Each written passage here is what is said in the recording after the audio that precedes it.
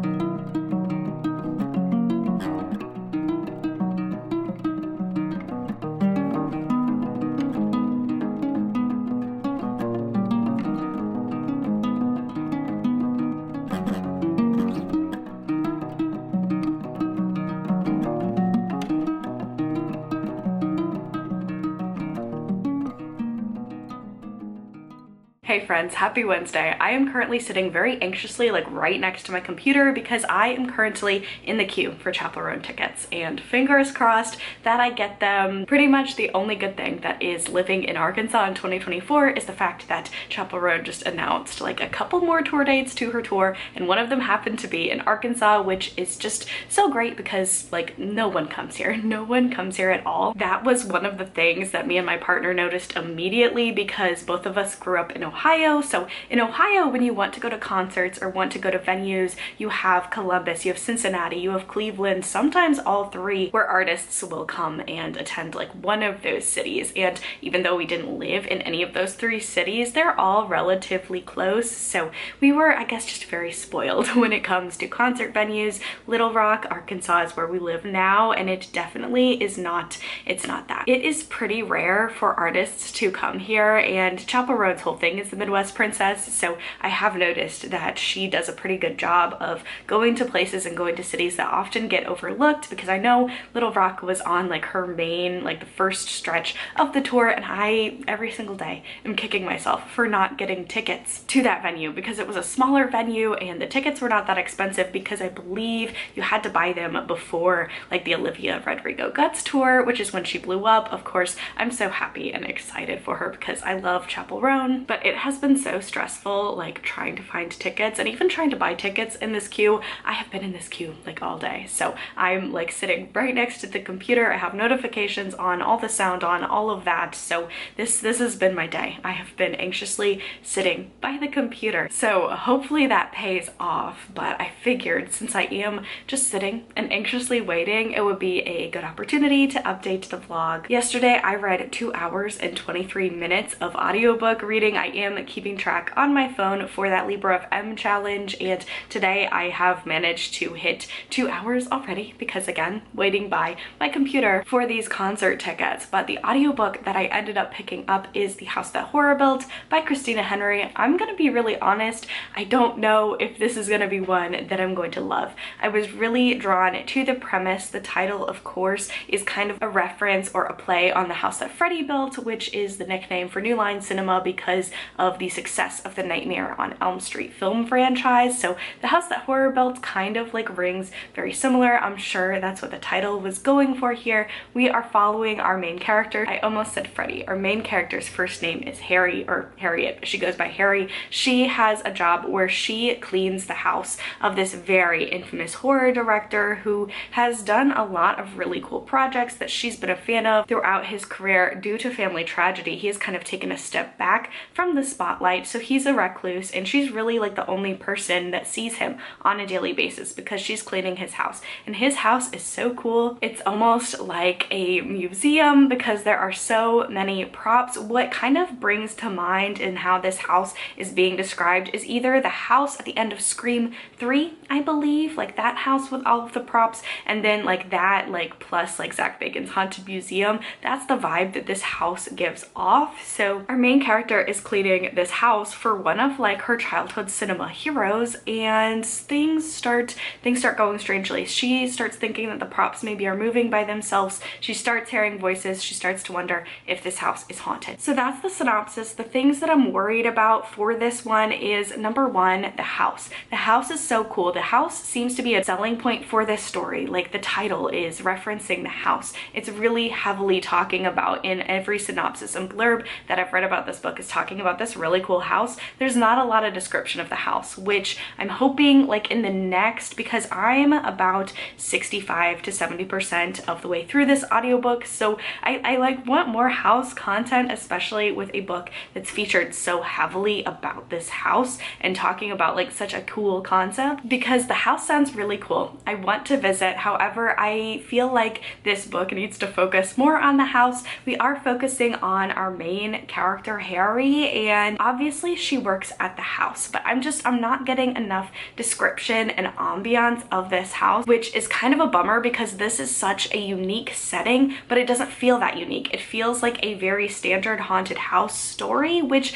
is weird because the setup of the house is not a normal house, but it's not like taking advantage of all of the cool things that comes with having a house filled with horror memorabilia. So I'm hoping for a little more when it comes to that. I also feel like maybe there's two like vying and competing storylines that I just feel like maybe one should have been focused on. In particular, we get a couple of flashbacks from both Harry and then her employer's perspective, and I'm nervous because the flashbacks have stopped now. They were really prevalent in the beginning and they're not in like the last half of the book. I looked at the last few chapter headings on Libby, and chapters 11 through 18 do not have any like flashbacks, so I don't know if they're needed in this book. This is not a very long book, and I just feel like the flashbacks, there's nothing that have been in them so far that couldn't have been added or introduced through like dialogue or even a flashback in the chapter itself. So I'm a little worried about how all of this is going to go down. I've read a couple of things from Christina Henry and I enjoy her premises.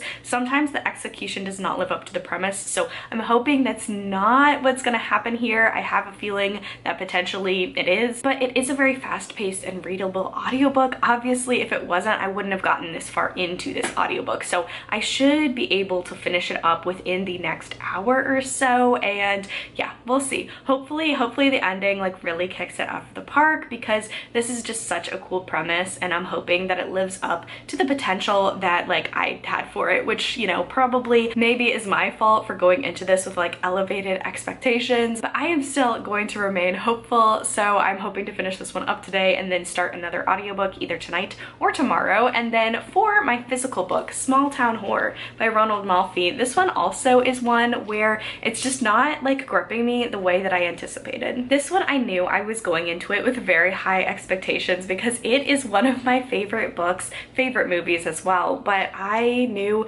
this premise feels very similar because in this book we are following our main character Andrew. He lives in New York. He is a very successful lawyer. He's just about to start like a new family with his wife. He gets a phone call, a very like creepy and mysterious phone call from a friend urging him to come back to his hometown because they need his help. Andrew has not been back to visit his hometown in quite some time, nor has he kept in touch with his childhood friends, but he goes back to his small town, and him and his group of friends like are suffering covering potentially a haunting, a series of very like dark and creepy and mysterious events, and there potentially is something that happened when they were all children that is coming back to haunt them when they're adults. So if you could tell from the premise, it's very much giving Stephen King's It. We have a group of friends that were friends when they were children, now they're estranged as adults. Most of them are men. There's one token woman in the group. It's very much giving It, but it doesn't have like any of the character work of It. So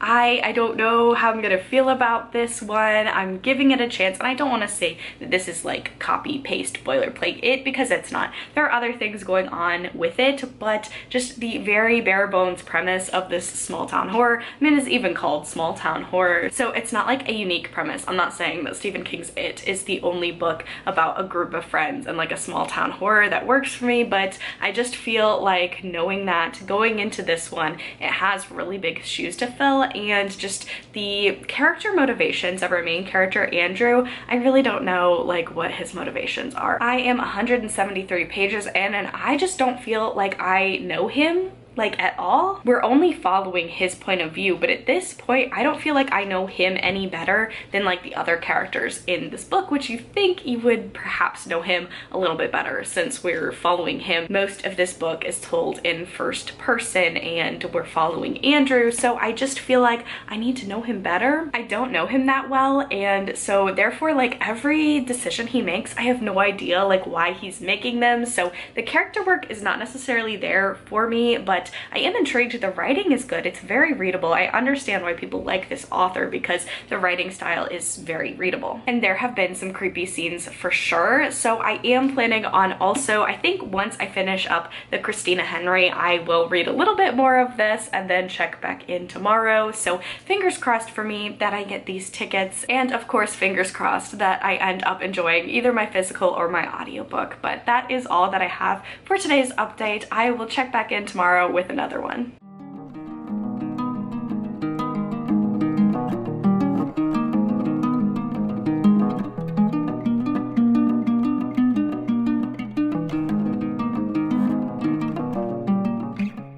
Happy Thursday, friends. I did not get the chaperone tickets. I'm so upset that I didn't get them. It was an all day long experience. I was in the queue about 30 minutes early, and then the queue started at 10 a.m. and I was pretty much just in limbo, being put on hold and waiting. Like the website crashed multiple times throughout the day because of the sheer amount of people trying to purchase tickets, and I was feeling very discouraged but also very optimistic because, you know, I work from home, so I felt like that was a little bit of an advantage that I could be at my computer and ready for whenever my place in the queue was available, and it never was available because at about 4 it said that all of the pre-order tickets or early purchase tickets were done. I believe there's still more tickets for the venue. I'm hoping there's more tickets for the venue that I think should go on sale on Friday potentially, so we'll see. Maybe tomorrow I'll be able to grab some of these tickets, but I'm not optimistic. I was looking on Reddit, I was just looking basically on Instagram and stuff like that too, talking to people that I know that were trying to get tickets, and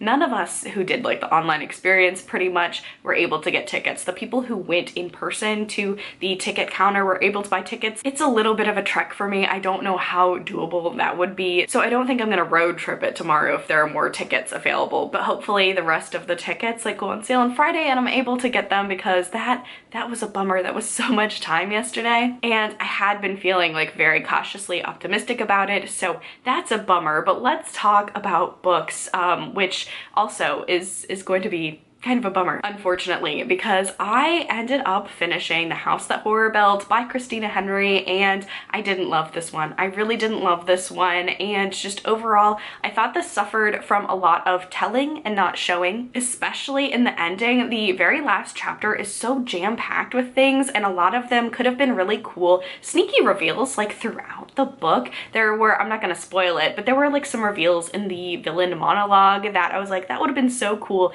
and so creepy creepy for our main character to find on her own, and she didn't. In a lot of ways, this ended up feeling more like a draft or a storyboarding rather than like a completed book, because the premise was so cool, and then just, I don't know, it just didn't work for me, which is such a bummer. So yeah, I thought there was just a lot of telling, not a lot of showing. I also didn't really ever get a sense for what this house looked like. We have full scenes in like the dining room of the house or the kitchen. I have no idea what they look like. I know there's memorabilia like in this house, and I'm a very visual reader. Like, I can read things and imagine things in my mind, but this one did not give me a lot to work with, which is such a shame because this is such like a cool concept. Like I mentioned before, it's a house with a ton of horror memorabilia inside. This should be such a creepy and memorable setting, and it really wasn't. So that was a bummer, and I just felt like a lot of the topics that were brought up and a lot of conversations were like, felt very heavy-handed. Even if I agreed with the things that the author was saying, like they didn't feel naturally blended into the story. Like, just for like a very brief example, they're talking about parasocial relationships, our main character and her son, and like the son literally defines what a parasocial relationship, and then the mom is like, that's called a parasocial relationship, and that's a problem because. So like the dialogue just felt very weird and clunky at times when it came to terminology like that. And that's just an example. There were a lot of times that I felt like the dialogue just felt a little bit clunky, and again, just a lot of telling and not showing. Like, I want to explore and learn things for myself. I don't want to sit down and just listen to characters just tell me the information. Pretty much the entirety of the last chapter, like, we get a revelation at the second to last chapter, and then the whole entire last chapter pretty much is a villain monologue, which is just not my preferred way of finding out like a bunch of creepy information. So yeah, unfortunately didn't love this one, but we're moving on to our next audiobook. When it comes to this Libro FM reading challenge, I currently have read about 7 hours of audiobooks throughout the last couple of days, which is really awesome. I'm a little bit behind actually if I'm trying to get that gold medal prize, but we still have time to catch up, and I always tend to read more during the weekend, so I'm not too nervous about that. But I did end up picking up another audiobook yesterday, and that is One of Our Own by Lucinda Berry. This is actually an audio original thriller, not an Audible original thriller. I'm actually listening to this one on Libro FM, but this one really drew my eye because I've never read anything from Lucinda Berry, but the narrator for this one is AJ Cook. I'm a big Criminal Minds fan, and AJ Cook plays JJ on Criminal Minds, so I thought this was really cool to listen to her. I'm still listening to it, by the way, but she's the main narrator, so I thought that was really neat. It's always fun when you happen upon like a celebrity audiobook or just an audiobook read by someone who you're very familiar with their voice. So I'm enjoying this one. This one's very short. It's only 3 hours and 54 minutes, so it wouldn't be a full-length book, but it is an audio exclusive, and we are following a dispatcher. She works at a crisis hotline for suicidal ideation. Someone calls in. It's a young girl. This dispatcher wants to help this young girl no matter what, but as she starts learning about this horrific thing that happened to this young girl, she starts to realize that potentially her son might be involved. So we really see our main character like feel so torn between doing the right thing for her son, potentially doing the right thing for this girl, doing the right thing, what is the right thing, and what kind of responsibilities does she have as a bystander, as a mother, as someone who works at this crisis hotline. So our main character, Felicia, she really has to struggle with what she feels like is right, her moral responsibility to do what is right, and then her protective instincts and love of her son. So this is really intriguing. The audiobook production is amazing because AJ Cook is an actress, so she just does a really good job at narrating and really acting out her role, and I'm really intrigued to see like kind of how this all wraps up. Big trigger warnings for this one for sexual assault and conversations of domestic abuse, but overall I'm very intrigued. It's my first Lucinda Berry, and I'll probably be finishing it up within the hour and picking out another audiobook. So far so good for that one. I don't know what audiobook I'll be picking up next. I know I also have Small Town Horror like on my TBR. I have not really picked that one up at all since I last talked about it with you all, so potentially I'll read some of that, listen to an audiobook, find another audiobook for this Libro FM challenge, and who knows, maybe I'll get some Chapel Roan tickets tomorrow. Here's hoping. But yeah, I've got to go get to work, so I am going to do that, get some reading in, and I will check back in tomorrow with another reading update.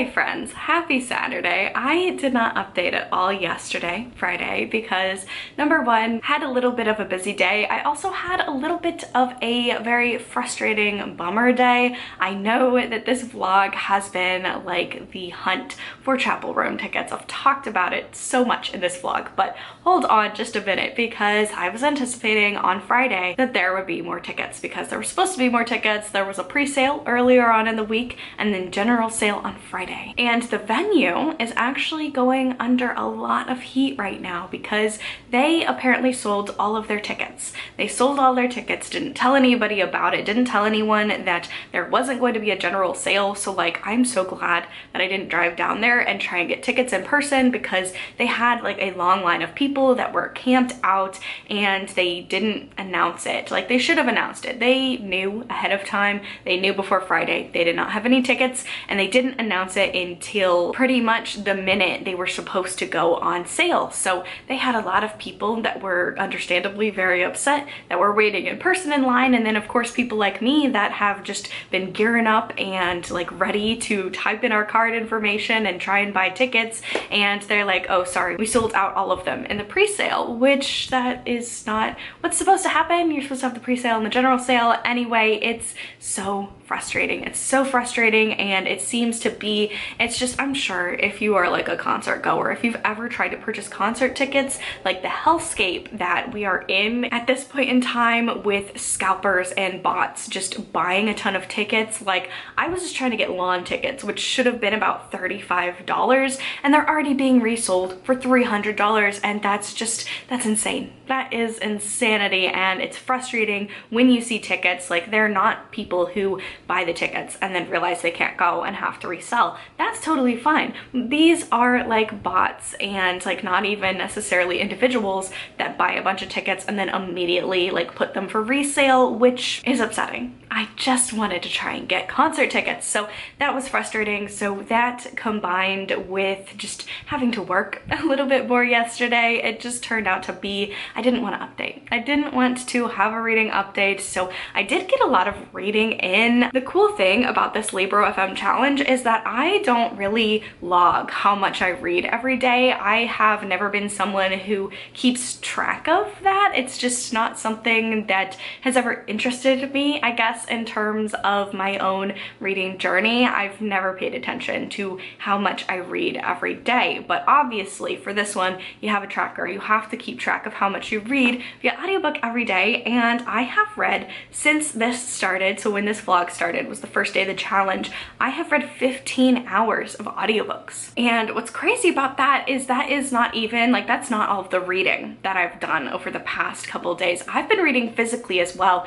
and that can't count for this challenge. So I've read more than 15 hours like over this week, which is kind of cool. It makes sense. I read a lot. It's what I gravitate towards instead of like watching TV or movies usually. And then of course with audiobooks, you get the added benefit of you can listen to them while you're doing chores. That has been a game changer for me. I cannot imagine doing laundry or doing like really menial tasks without an audiobook. So I'm grateful that I live in the era that I live in just for that, if nothing else. But I've been reading a lot, which is really cool. One more thing before I get into the bookish updates, also because me and my partner, we kind of did this as a darn, we didn't get tickets, so let's go get a consolation prize. We went to Bath and Body Works. I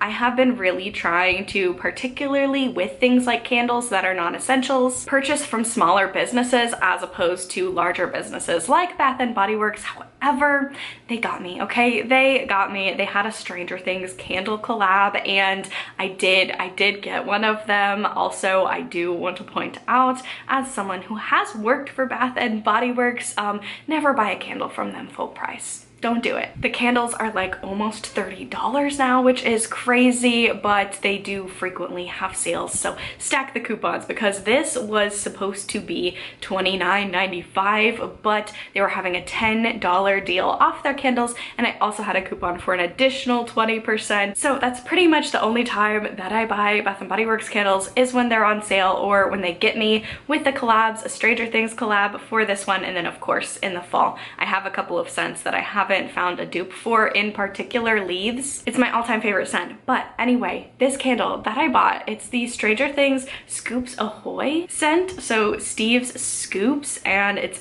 vanilla ice cream, golden waffle cone, parlor sprinkles. It smells so good. It smells so good. The packaging is pretty cute, and I like Stranger Things, so it's a cute little collector's item that I can actually use as well. Little candle update, if you will. They did have a little bit of fallout, not a lot, but I do know that they're promoting their Halloween collection on their website, so it's gotta be soon. But anyway, books. We're here to talk about books. I am about 90% of the way through Small Town Horror. I am going to finish this. I'm not loving it. I'm not loving the characters, but here's the thing. I think maybe I've already mentioned this, but the writing style is really good. I'll definitely pick up something else by Ronald Malfi, and I think there's something to be said for, I feel like I'm not enjoying like the story. Like I'm not enjoying the characters. The characters are not ones that I am invested in, which is hard for me, but the writing's really good. So I feel like this is definitely an author I want to check out another book by in the future. I said I was 90%, I don't know. I'm on page 314 and it's about 380 pages. So I'm getting close to the ending. It's obviously not a horrible reading experience because I'm still physically reading it, and I've gotten a lot better this year at DNFing things that I'm not loving, but the characters and the choices that they're making, it's hard for me to feel invested and root for them. But I should be able to finish this one up today. And then in terms of my audiobook reading, because again, I've mentioned I have been reading a lot via audiobook. I am 60% of the way through The Last to Vanish by Miranda, and this is one that I have on Libro.fm, and I have about 3 hours left. This is another author I don't think I've ever read another Miranda. It's not great that I can't remember, but I don't know if that's due to the fact that just because her name is so familiar to me, because she is a heavy hitter in the thriller genre. I don't think I've read anything by her. So we'll say tentatively, this is my first Miranda, and I definitely think that thrillers are the way to go for this audiobook challenge because I am pushing myself to read a lot of audiobooks, and I'm finding faster paced thrillers really are helping me reach my goals in that department. So for this book, we're following our main character, Abigail, and she manages an upscale resort that is nestled in the North Carolina mountain town of Cutter's Pass. Cutter's Pass is known for its hiking, its beautiful views, but it's also known for a lot of people going missing. A lot of people throughout the years have gone missing in mysterious ways. There are a lot of missing persons cases connected to Cutter's Pass, with the last missing person actually being a reporter who was trying to uncover all of the mysterious disappearances and maybe what has happened to all of these people. So the story really kicks off when this reporter's brother comes to investigate like what he was investigating and trying to see if maybe he had uncovered something that led to his disappearance. So we've got this missing man's brother who is investigating his disappearance, and he recruits the help of Abigail, who loves this mountain town with all of her heart. She loves her small-knit community and the mountains and the beauty of nature, but they both start to feel like perhaps, even though all of these disappearances have spanned a number of years and most people think, you know, maybe it was misadventure in the mountains, perhaps they got lost and it wasn't necessarily foul play, they start to think maybe foul play was involved and they're trying to get to the bottom of it. I'm enjoying it. I think this is a really cool like setup where we do have what is essentially kind of like a park ranger investigating the small town, which I do tend to like small town horror, so maybe small town thriller as well. I don't read as many thrillers, but I like how she's investigating this small town. This mountainous area is really intriguing. I think that's going to add a lot to the mysteries of all these disappearing people. So like I said, I'm really speeding through this one. I have about 3 hours left, so this one honestly could be very doable for me as well. So those are my reading plans. I'm hoping to finish one of those books today, maybe start another one. It's Saturday. I have a lot of time, so we're definitely going to get a lot of pages read today, but my camera is about to die. So I am going to end this vlog clip. I'm going to go get reading, and I will talk to y'all tomorrow with another reading update.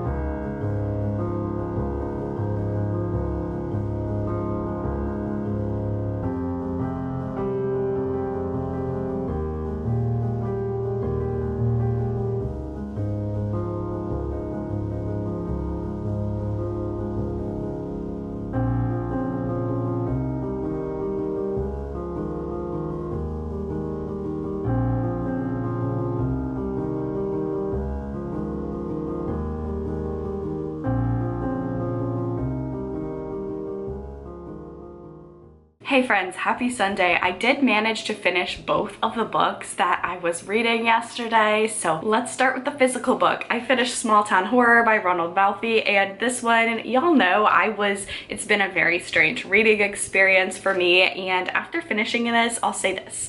I did not love this one, but I'm definitely going to be picking up more by this author in the future because a lot of the gripes that I had, a lot of the strange character choices were actually explained by the end. So that was great. It just took too long to get there for me, but the way that they were explained was very explosive and very compelling. I was shocked. And the ending of this one is a lot. The ending of this one is so bleak, so dark, and it really was a great ending. So the ending of this one I thought was wonderful. It was really dark, it was really bleak, it was a really explosive ending. So even though I didn't love the characters and I found it so hard to connect and care about these characters and what was happening, I loved the writing style and I really thought the ending was great. So I definitely want to check out something else by this author. If you've read anything from this author, let me know down below what your favorite Ronald Malfi title is, because I think I could like books from this author. Just this story, I think I just had too high of expectations and was constantly comparing it to other books that do the same premise a little bit better. So yeah, I'm intrigued. It was definitely a strange reading experience because, again, the whole time I was reading it, I was like, I don't love this, but I love the idea of this and I love the author's writing style. So definitely an author I'll give a second chance to. In regards to my audiobook, The Lost to Vanish by Miranda, this one was okay. I think it's a pretty standard middle of the road thriller. That's the best way I can describe this one, as middle of the road. I had a fun time reading it and I thought the audiobook was a great way to listen to this one. However, I don't think it's going to be one that's going to stick with me. It's not one that I would want to reread, so it was good. I'd definitely check out more by Miranda. It was just a middle of the road thriller. I thought the setting was a little cool. Some of the reveals I liked more than others, and I just felt like maybe the ending was a little too abrupt compared to the rest of this thriller. Felt like a little bit more slow paced with the reveals, and then the ending was just very rapid fire. So overall, I enjoyed this one. If you're looking for a thriller that takes place in a very woodsy, isolated setting, you might like this one. Now moving on to today's reading plans, the library is influencing this pick because I have to return this book pretty soon. So I need to get to reading it. This is a brand new release. This is Nicola Yoon's adult debut, one of our kind. This one is, at least on the dust jacket, says that it's Get Out meets The Stepford Wives. Both of those titles are titles that I enjoy, and I'm really intrigued to see how those two concepts are going to interact with each other. This one, I do have the physical book and the audiobook, so just because I do kind of need to get it read today, if not today, then I need to finish it up by tomorrow. So I am going to pick this one up. I have the physical and I'll switch back and forth between the physical book and the audiobook. I think this author writes contemporary YA, and this is more of a horror mystery adult debut, so I'm really intrigued. I always love when we get a horror cover that has these pastels. I don't know if it's a horror. I should say I don't know if it's a horror or a mystery, but Get Out and The Stepford Wives are both horror, so based on those comp titles, I love this very pastel-y horror. So I'm gonna read that today and I will check back in tomorrow to give you updates on this book and wrap up the vlog.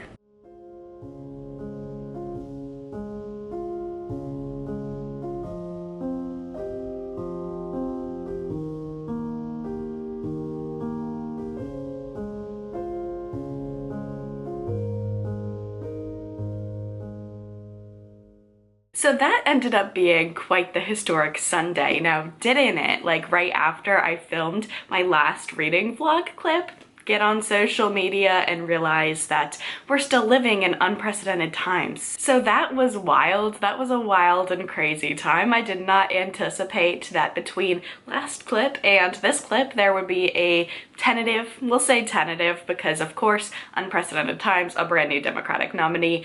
For all intents and purposes, we kind of know who it is. We kind of don't, at least officially, until the Democratic convention. But wow, okay, I don't know about you, but I'm like a little bit tired living in unprecedented times. But the history student in me and the history and law student and major in me is very, very fascinated as well. So Sunday, not only did we live through a very intense news cycle, but I also started and finished One of Our Kind by Nicola Yoon. This one is less than 300 pages, so it is short and speedy in that way, but also this narrative and this book is just very speedy as well. I could not get enough of it. I read it physically and via audio. I kind of just switched off back and forth throughout my day. This says that it is Get Out meets The Stepford Wives, and this is one where the comp titles, I think, do this one a lot of justice in a lot of ways, especially if you have read The Stepford Wives. This story is going to feel very familiar to you.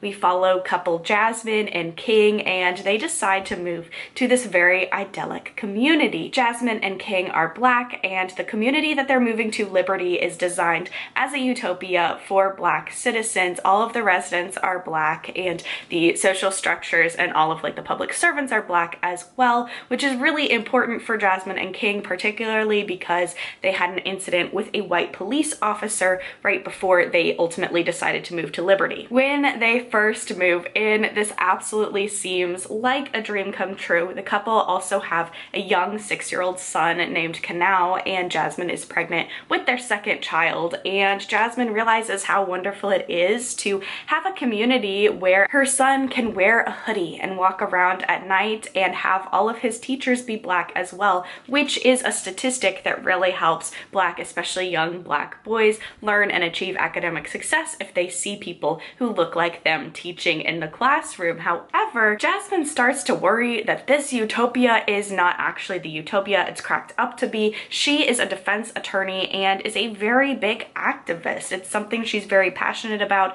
She builds community wherever she goes and gives back. She believes that because of the principles on which Liberty is founded on, that she'll find a ton of like-minded people there. However, people seem more interested in going to the spa and kind of ignoring social justice issues than actually helping out their community. And perhaps one by one, some of the friends that she meets that feels like-minded to her start changing drastically, and Jasmine realizes potentially there is more that meets the eye when it comes to Liberty, and something sinister is happening within the community. So like I mentioned before, Stepford Wives, if you've read that, then you know kind of how this plot is going to go. But like a great retelling or reimagining, not only is this a great homage to the original The Stepford Wives, but it also takes modern day context and just has the added social commentary about race that just makes this so compelling, so horrific. I really devoured this. Now, as I was reading some reviews for this one, trying to compile my thoughts to give a detailed review for this,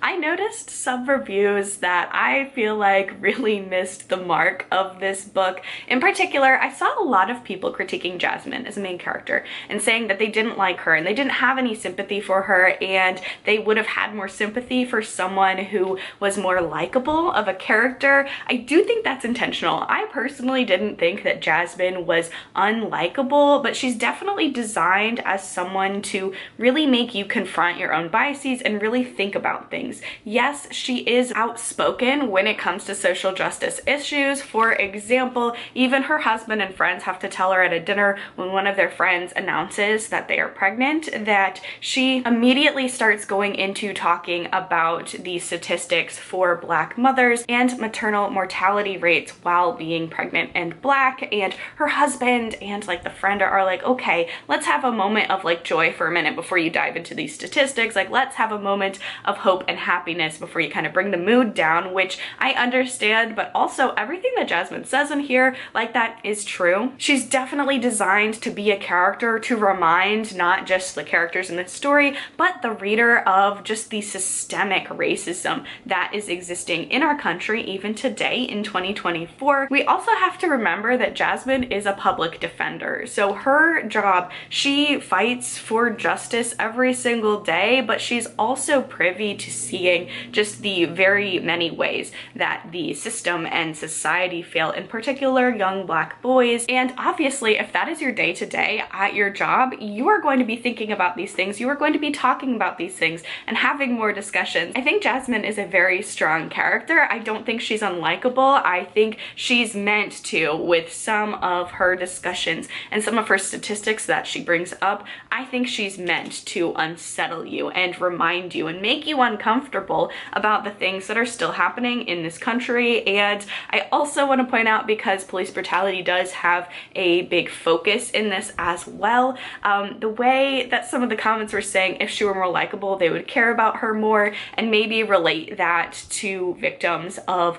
police violence and the perfect victim, the myth of a perfect victim. Let's think about if people are killed or murdered by police, why one of the first things that the police do is to release any criminal records, right? Because we immediately, unintentionally, see people as less than if they are not perfect victims. So I thought that was interesting that a lot of people just, you know, flat out said that they would care about her more if she was more likable in this story in particular. I also saw a lot of reviews saying that this was very heavy-handed in its critique. As someone who has read and loved the Stepford Wives, I mean, could we consider that to be heavy-handed as well? Because this this isn't any more heavy-handed than other social commentary horror like the Stepford Wives. I think it was very clear in its messaging. I think that's a better way to describe this than heavy-handed, and I think sometimes, especially for maybe a non-Black audience, that the heavy-handedness is needed so you can understand this story a little bit more.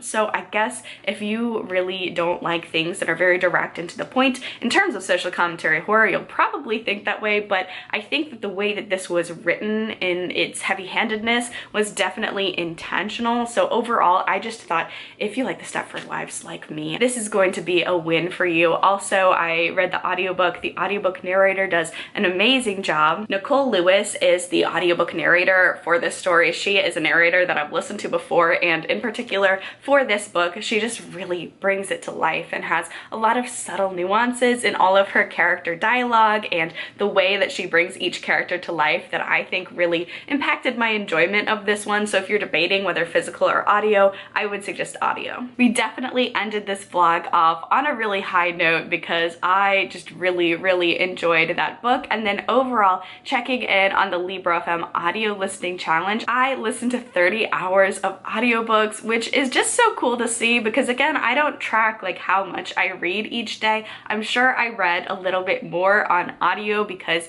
I was directly participating in this challenge, but 30 hours is a lot. I'm really proud of myself. I'm glad that I got a lot of books knocked out off of my TBR. Some of them were better than others, but overall it was a really fun and interesting week of reading. So thank y'all so much for watching. If you enjoyed this vlog, please be sure to give this video a thumbs up, leave a comment down below, subscribe to my channel for all of the bookish, horror, and cozy gaming content. Stay safe, stay spooky, and I will see y'all in the next video. Bye!